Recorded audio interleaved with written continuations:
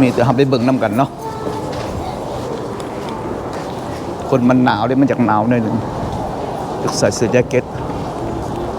แล้วหน้าไอ้บอยไปก่อนละหัวไปทางไหน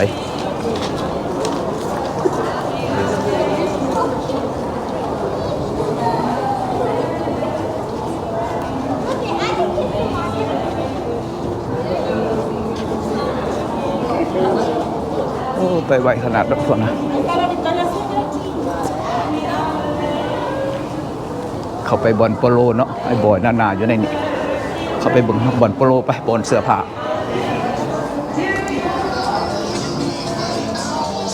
โปโลราคาเท่าไหร่อันนี้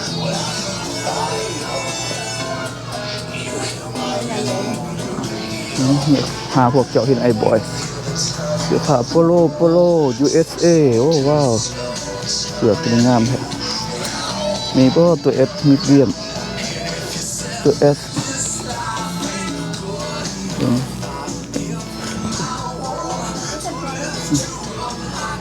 เสื้อผ้าของอันนี้เสื้อยี่ห้อโปโลไอ้น้องเป็นโบเตือเสื้อสีแดงอันนี้ผ้าก็มาหลอดเสื้อผ้าเพราะว่าเขาขาย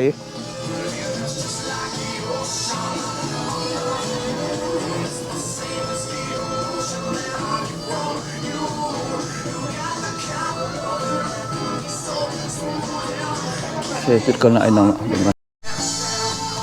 เป็นรีคอร์ดราคาบริถือได้ไอ้น้องเลย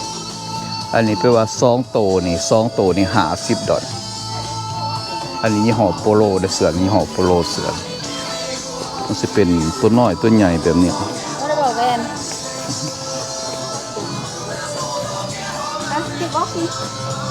พามาเที่ยวตอนแรกประมาณบาง3 โมงละ3 โมงประมาณ2 โมงหรือ3 โมงค่ำละเวลาคนเขามาช้อปปิ้งกันขบวนขายเสื้อผ้าหนาแพร่เพราะว่าเขาขายยามโต Thanksgiving ปีของเขาจะแซวเขาเอิ้น Black Friday แปลว่าลดราคาขายของถือเขาเริ่มแต่อาทิตย์นี้แหละจนฮอดพุละอาทิตย์หน้าเขายังมีขายกันอยู่เนาะไอ้น้องเนาะเอาเบิ่งไปเรื่อยๆเท่าโคโลสิพาไปเอาเท่าโคโลก็อยู่น้ำกันนี่แหละ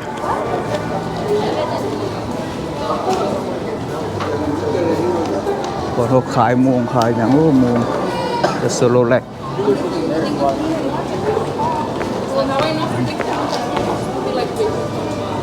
ขายเสื้อผ้าหน้าแพร่โซโลโปโลอยู่นี่เนาะหันไปฝุ่นบัตรนี่อันนี้เขาตั้งบูธขายกับเขากับน้ำขายเครื่องขายซาลาเปาตอนนี้คนมันอยากเย็นมันอยากหนาวละลมพัดพัดก็ใส่เสื้อแจ็คเก็ตปึ๊ดงามนี่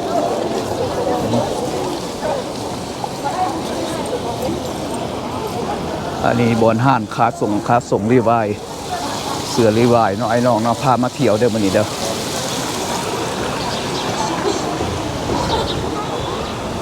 บ่ได้มีหยังให้เฮ็ดอยู่เฮือนแล้วก็เลยออกมาวินมาหัวตามรายการอันนี้ห้านขายเสื้อผ้าอันนี้เป็นห้านของรีไวห้านรีไวสตอร์ของรีไวอันนี้สิเขาไปเบิ่งอยู่บ่ไอ้น้องไปเขาไปเบิ่งจังหน่อยเขาไปเบิ่งยังไงไปเบิ่งเสื้อผ้าตัวนี้มันสิเป็นยังไงเสื้อตัวนึงบ่มักปานใดคนมันนี่คอนี่บ่มักปานใดซื้อไปเบิ่งมันมีมักตัวนึงรุ่นนึงอันเป็นของยี่ห้อรีไวเสื้อรีไวไอ้น้อง Sir, are you live streaming? Huh? Are you live streaming? No. No, because we can't have people. Oh, really? Start now. Oh, okay. Sorry. Yeah. Okay, yeah. Okay, thank you. ไปออกมาบัดนี้เขาออกมาอีกแล้วมันมีคนเอเชียหลายแถวเนี้ยเป็นพวกคนจีนหลายเขาซื้อมากๆช้อปปิ้งแถวนี้ล่ะโอเคอันนี้มันคนกำลังเริ่มแต่ว่ามันอยากหนาวลมพัดวิวหลายน้องอยากหนาวหน่อยหนึ่งเนาะตอนนี้มันเดือน11ละเดือน11ของวันที่18 19หลายน้องแล้วทำมาเบิ่งยังนำกันเนาะอันนี้ คนเขาขายเครื่องขายเผ็ดขายพลอยเขาจุดดีบางห้านเขาก็ให้เขาไปถ่ายอยู่ในห้านบางห้านเขาก็ห้ามบ่ให้เฮ็ดเพราะว่าตอนนี้มันเป็น Where's the other one, bro? มันเป็นบอลนั่นคายแว่นตาตัวนี้เนาะมันเป็นบอลคายแว่นตาอันนี้ห้างคายแว่นตาตัวนี้โอ้เขาไปเบิ่งบ่จังไรเนาะบางเทื่อในห้างเขาก็บ่อยากให้ถ่ายกล้องไอ้เนาะเขาจะเข้าไปเบิ่งซื่อๆเนาะหมดกล้องไปก่อนเนาะมาไอ้เนาะย่างอีกออกจากห้างแว่นตาละเมื่อกี้นี้หลังจากเฮาหมดกล้องแล้วเนาะเฮาเลยเข้าไปเพราะว่าบางห้างเขาก็บ่ยอมให้เฮาเข้าไปถ่ายในบนสถานที่ของเขาก็จะมาบอกเฮาบ่ให้เฮ็ดเฮาก็จะสิถ่ายอยู่นอกๆให้เบิ่งเนาะอันนี้บอนการท่องเที่ยวการช้อปปิ้งการมาซื้อของถูกของลดราคาแต่ว่าสิพยายามเอาเขาให้เบิ่งอยู่ดอกแต่บางห้างเขาก็ยอมให้เฮาเฮ็ดอยู่แต่ว่าอยู่นี่ก็พอเท่าโคโลก็อยู่นี่ล่ะ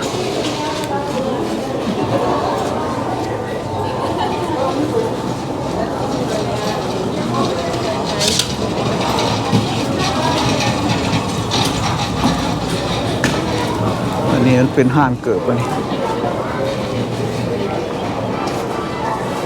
ห้างเกิบกูบ่ได้เข้าไปละห้างเกิบนะย่างเบิ่งไปเรื่อยๆไอ้น้อง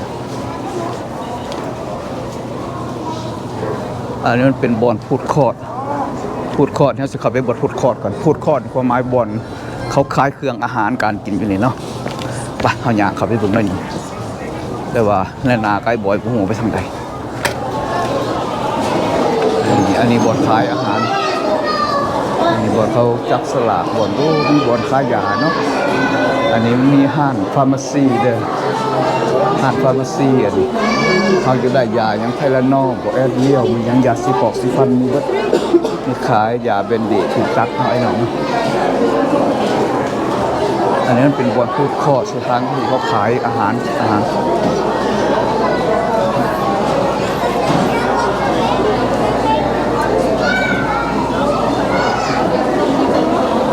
ทำมาเบิ่งคุณเขากินกันเต็มเลยล่ะ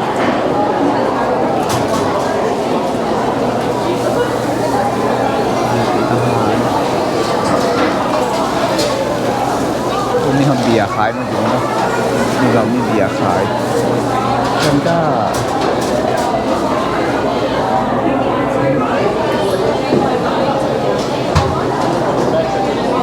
โอเคอันนี้สถานที่บอลเขาเห็ดอาหารขายเนาะไอ้น้องเนาะไปเขาออกไปหลังจากเขามาแล้วเขาก็ออกไปเรื่อยๆไปเรื่อยๆของเฮานี่แหละอันนี้สถานที่อยู่นี่มันก็สิงามมันสิงามไอ้น้องเขาเฮาสิแนมไปถึงผู้มันมีคือผู้ใหญ่ๆทางหน้าเฮาเห็นบ่มันคือผู้ใหญ่ๆทางหน้าเฮาถ้าสิเลือกเห็นแต่ว่าเฮาบ่เห็นอันนี้เดินผู้ทางลงบันไดแต่ว่าทางนี้มันเป็นทางบันไดเลื่อนเนาะไอ้น้องเนาะอันนี้เฮาลงบันไดเลื่อนดีก่อนไปอันนี้มีแม่น้ำโอเคอันนี้เขาเห็นแม่น้ำอย่างแบบงามๆแล้วหนึ่งทางขึ้นทางลงของเขาเนาะอันนี้เส้นทางหนทางให้คนข้ามไปข้ามมารถต้องจอดให้คนข้ามแล้วเขาว่าว่างๆแล้วเขาสิปล่อยให้รถไปก่อนบันทับไปจนเขาปล่อยให้วิทย์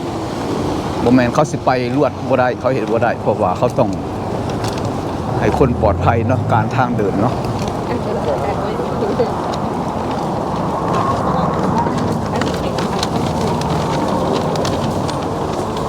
อันนี้เป็นภาคส่วนหนึ่งเขตหนึ่งตอนนี้มันเป็นโซนที่1โซนที่2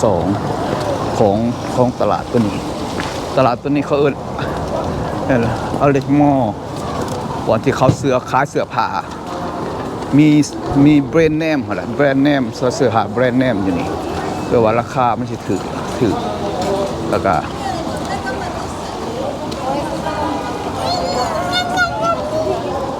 ไปเบิ่งน้ำกันให้น้อง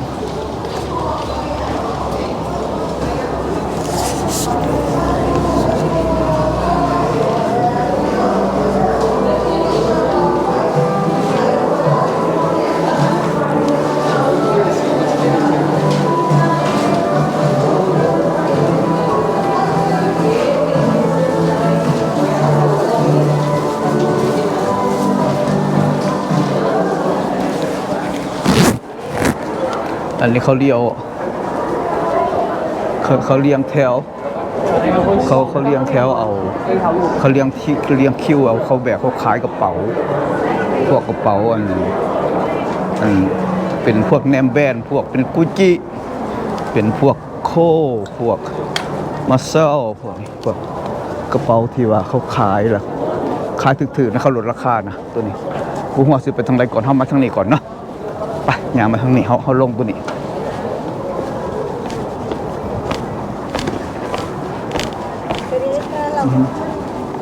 เอาลงตัวนี้เอาลงตัวหุ่นออกรั่วไปทางนี้ก่อนบ่รั่วได้ไรไปทางหุ่นแล้วเกี่ยวผิดเนาะตัวนี้ก็สวยงามอยู่มาทางนี้ก่อนมาเปลี่ยนใจละเปลี่ยนใจสิไปเบิ่งเสื้อผ้า5 นั่นก่อนบาทนึงตอนนี้คนเขาสิเมื่อเบิดละพอมันค่ำเขาคิดว่าคนเขาสิมาตอนเว้นเด้อคือสิหลายว่ะไอ้มันหนาวมันเย็นแล้วคนก็ยังหลายอยู่นะเขามาขายเขามาซื้อเครื่องถือ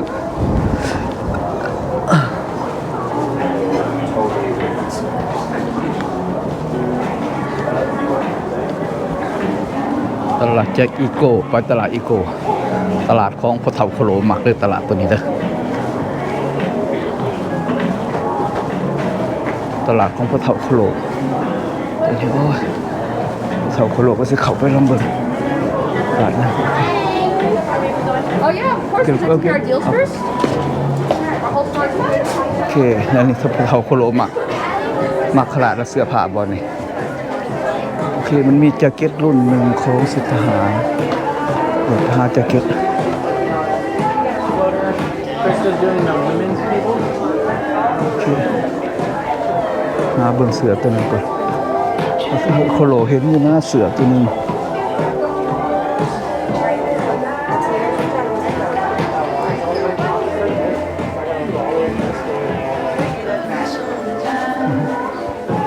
เสือตัวนี้เป็นอะไรเสือตัวนี้สิอุ่นนะไอ้น้องเนาะเห็นว่าบ่เห็นเสือตัวนี้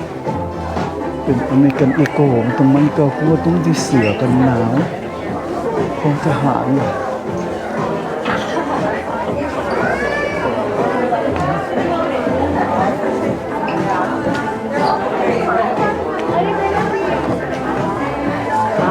เบิ่งก่อนเห็นคนมาโฆษณาขายอยู่ตัวนั้นบ่เห็นเลย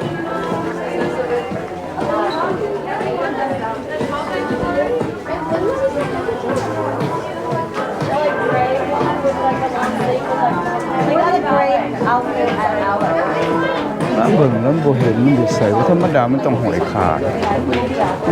แถวนี่แหละ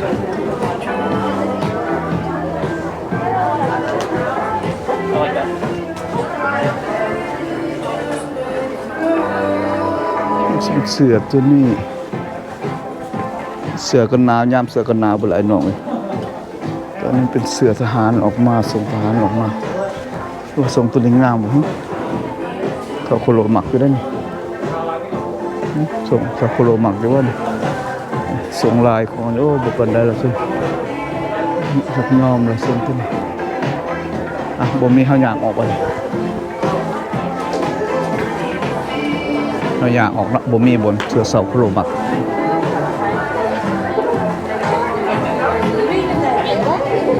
มันอย่างหนาวคนมาลีหนาวบ่ล่ะ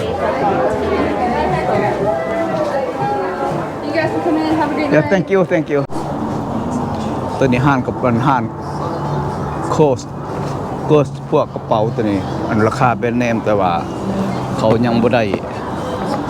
เซลเถื่อตัวนี้เพราะว่าคนถ้าเซลคนสิเต็มรถตัวนี้ยังราคาเดิมอยู่ตัวนี้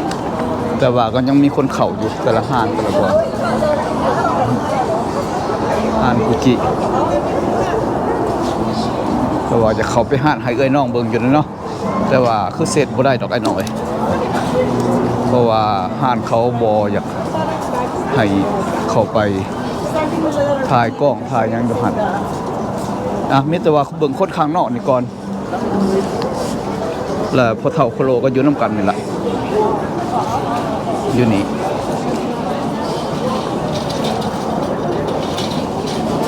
เป็นมาน้ำกันอยู่ในไอ้น้องไปหาเบิ่งหน้าก็ไอ้บอยบ่ฮู้ว่าเขาจะไปใส่ทางไหนหากันบ่เห็นเลยเด้อบาดคอกระบุก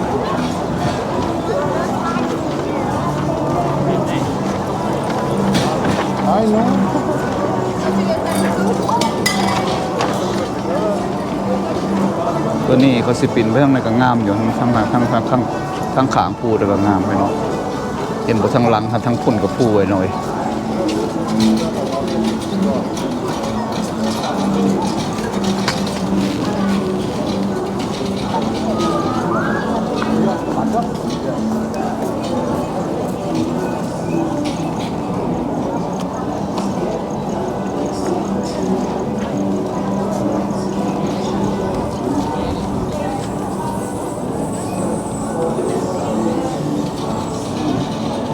เกี่ยวไปเกี่ยวมาก็มันสิฮอดเวลาของมันแล้วล่ะ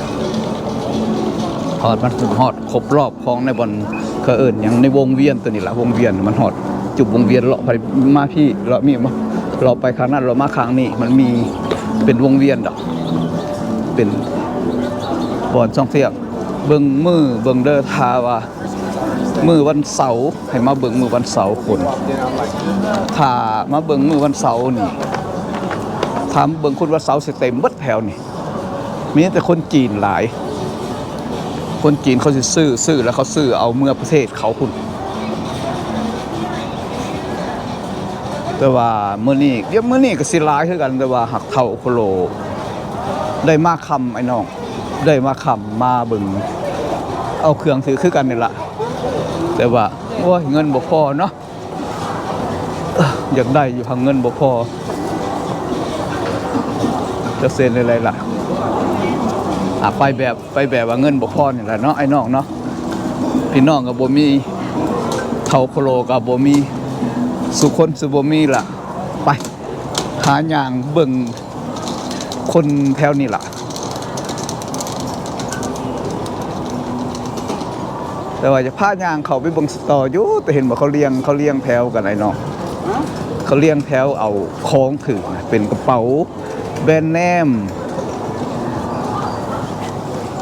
เป็นกระเป๋าแบรนด์เนมพวกมันเป็น Banana Public แถว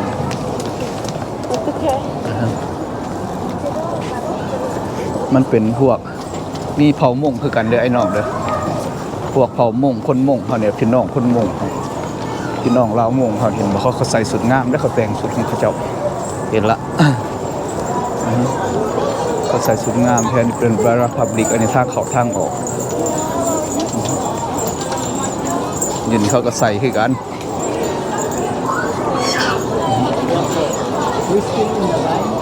มันเป็นของอันนั้นเขาก็เลี้ยงซื้อเสื้อผ้าซื้อเสื้อผ้าไอ้น้องบ่ฮู้ว่าไอ้บอยนั่นหนาไปทางใดเนาะบัดนี้เนาะ Esto. สิได้โทรหากันแล้วเด้ Está viendo. ไปย่างไปตามกลพี่น้องเฮานี่ล่ะสิเลยได้ไปหาเบิ่งเลาะเบิ่งนานๆนี่ล่ะจะไปทางไหนนานๆกับไอ้บอยไปคนละทิพย์ละแดนน้อยน้องเนาะไอ้นำพาให้เห็นให้เบิ่งซื่อๆน้อยน้องเนาะมันก็บ่ได้มีหยังลวงหลายดอกแต่ว่าจะให้เห็นถ้าว่าหลังจาก Thanksgiving ผ่านไปแล้วของสิถือตอนนี้มันก็ยังสำนีอยู่ก็ว่าสิเบิดแล้วเขาสิแห้งขายถือลงเพราะว่าเขาจะเตือนเขาจะออกมันจะคำมืดๆแล้วเนาะไอ้น้องเนาะเอามีแต่ว่าเอาตัวนี้ก่อนพอหอมปากหอมคอและเท่าโคโลก็สิได้โอ้มาทางนี้บ่ได้ลงไปโตทางบ่ได้เท่าโคโลก็ได้สิติดตามเบิ่งกับเด็กน้อยแต่ว่าพอเท่าโคโลที่มักเสื้อผ้าห้านนี่แต่ว่าบ่มีไม่กันอีโก้บ่มีโตที่แบบพอเท่าโคโลมักไปแล้วสิไปเบิ่ง Banana Public มันมีเสื้อผ้าตัวสมเสื้อตัวนั้นอยู่Banana Public บ่แม่นสิมันจากโอเค American Eagle ตัวนี้แล้วมีโอเคแล้วก็ทัมมี่ก็งามเสื้อผ้าส่งเสื้อมันดีเนาะนี่เห็นว่าเขาเลี้ยงแถวนี่แม่นเบิดแล้วเขาเลี้ยงแถวนี่เนาะเขาเลี้ยงแถวเขาห้านโตโอ้เสื้อผ้าตัวนี้ เป็นเสื้อผ้ากันหนาวแต่ว่าเขาเซลล์ราคาโอ้ตัวหนึ่ง200-300ไอ้น้องโอเคนี่ยี่ห้อนี่เด้อไอ้น้องเลยยี่ห้อมัน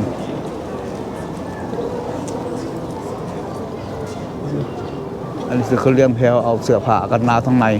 แต่ว่าเสื้อผ้าเนี่ยมันอุ่นราคาสูง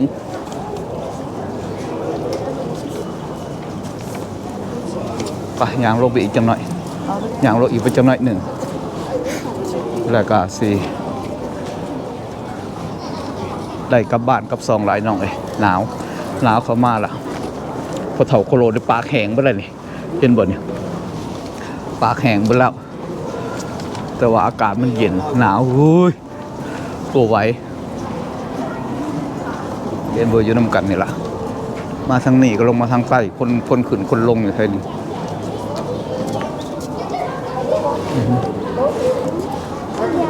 สโปโลมันมีอย่าลบทางหลุมละไป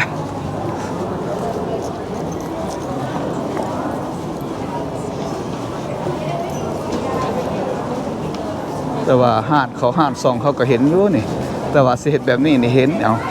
บนห้างกับอันกระเป๋าเสื้อผ้าของเพลงนี่เห็นแต่ว่าทางในนี่คนอยู่ทางในเพิ่นเขาเข้าไปได้บ่ได้ดอก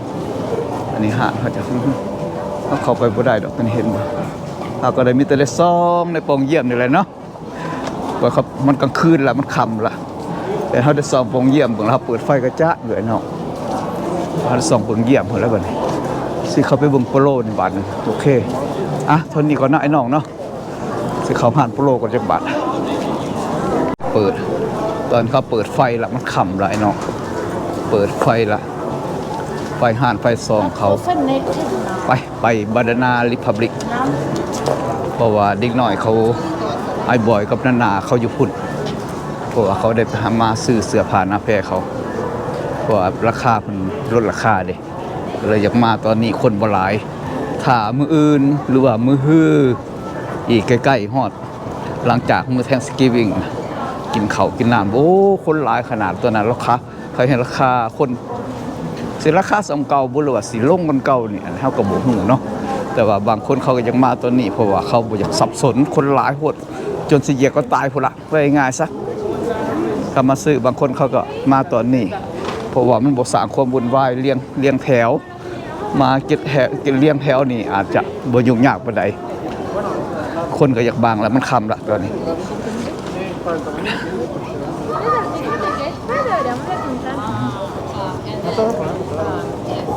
It got to be too much for her.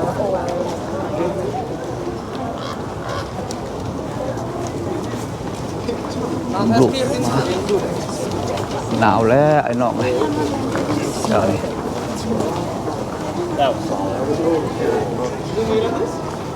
พอเท่ากับพอเท่าเขาโลอยู่นี่แหละก็หนาวแล้วคือกันล่ะ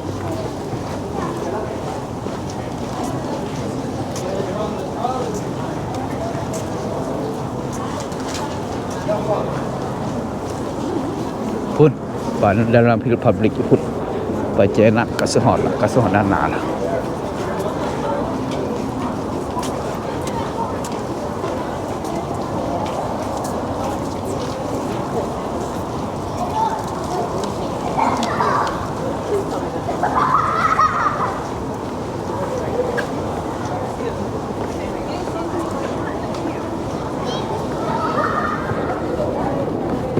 มืดละบาดไอ้น้องบ่ Where they go? Call them.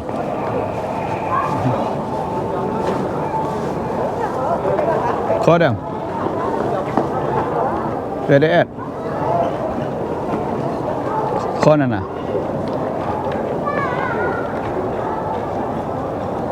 มันมืดแล้วไอ้น้องเขาเปิดไฟละค่ำละสิได้ขนาดคนก็ยังหลายอยู่ได้ล่ะคนก็ยังมาช้อปปิ้งหลายอยู่เขาขึ้นเทิงแล้วบ่หรือว่าไง Lexi, what was your name? Did you remember?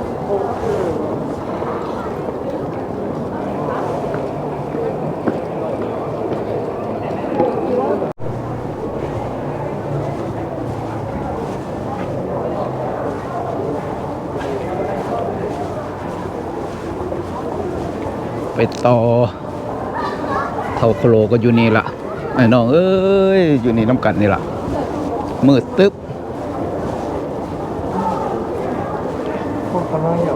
มาเที่ยวยำมืดน้ำกันเด้อน้องเด้อ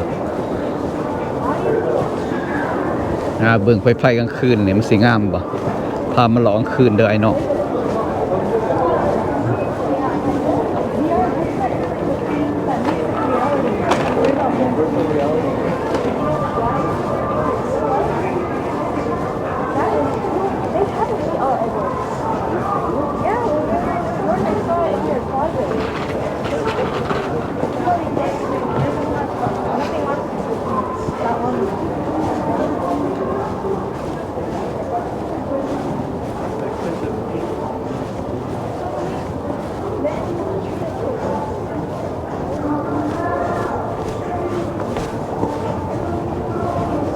คืนละคำมืดตึ๊บราคาเขาขายเบิ่งราคานี่ราคาของเขาเบิ่งเลย50% off มันมีโอเค50กับ70% off แล้วแต่อันนี้เขาเปิดพื้นเปิดไฟหลายหน่อย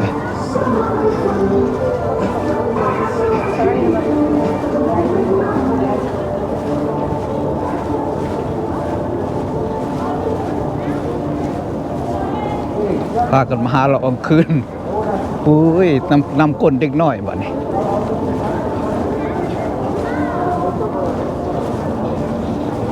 นี่โคตลาดห้างโคเสื้อผ้ากระเป๋าพวกแบรนด์เนมพวกอันนี้เขานี่แมนเบิดล่ะ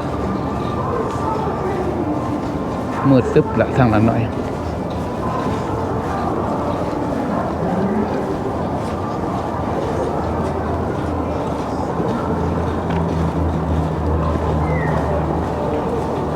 กลางเว้นบ่ออกกลางคืนเนาะบ้านพี่ก็ซื้อได้หมดนี่หนาวคนเขามาซื้อเห็นว่าคำมากเขาแห้งมาหลังมาบุหูมาจากใส่เลิศบุจักเบิดคืนละบุหูจังโมง11 โมงเขาปิด11 โมงกลางคืนนี่พอเขาเปิดให้คนนี่เริ่มเข้ามาทยอยเข้ามาไอ้น้อง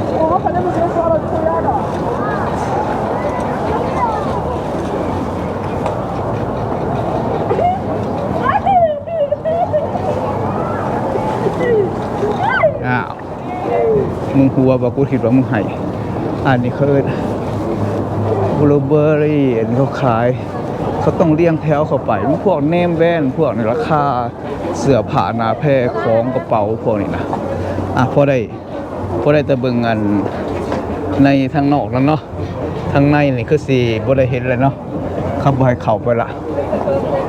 ทางในนี่ก็พวกกระเป๋าพวกเนมแว่นเขาจะบ่ละไอ้น้องเขาซื้อกระเป๋าให้ลูกให้เมียเขาโอ้นวลแพงๆไอ้น้องไป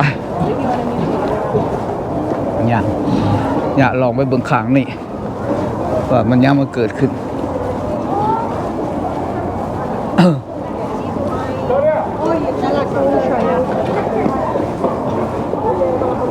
กลับมาแล้วเทื่อ2เทื่อ3อันนี้มาคำละไอ้น้องพามาคำอีกหลังจากเอาตัวนี้ละจากซีมาไล่สดให้เบิ่งเนาะ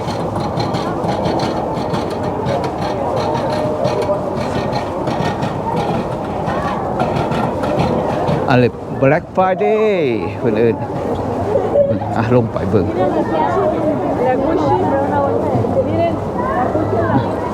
กุชชี่โอ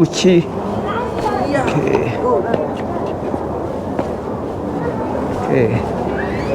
อันนี้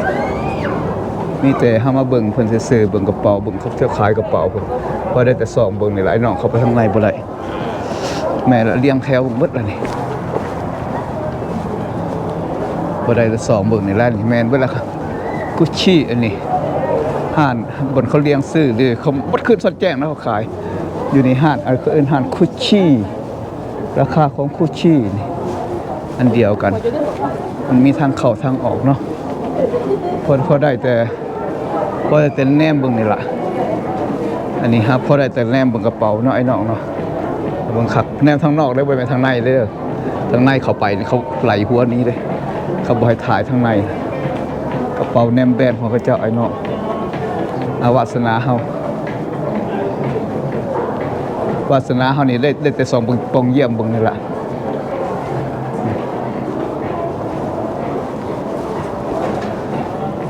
แม่นเบิดแหละของแนมแบรนด์เบิดแหละไอ้น้องเอ้ย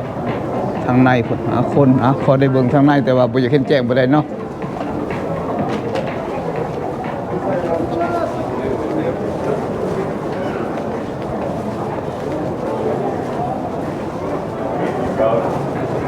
อันนี้มาอีกบอนหนึ่งโซนหนึ่ง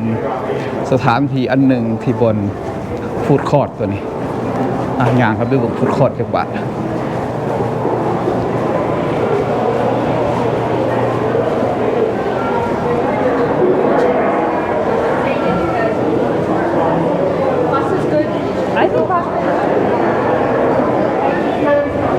บาสโลอาหารการกินไอ้น้องเอ้ย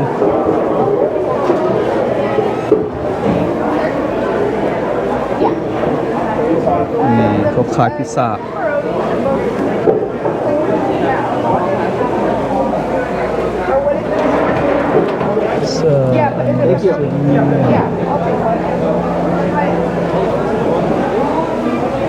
อันนี้เป็นซอกซ้ำห่านจีนเลยจีนเขาขายซาลาเปาอย่างเดียวอันนี้ไฟใกล้โอ้บอกว่ากินไฟใกล้จัง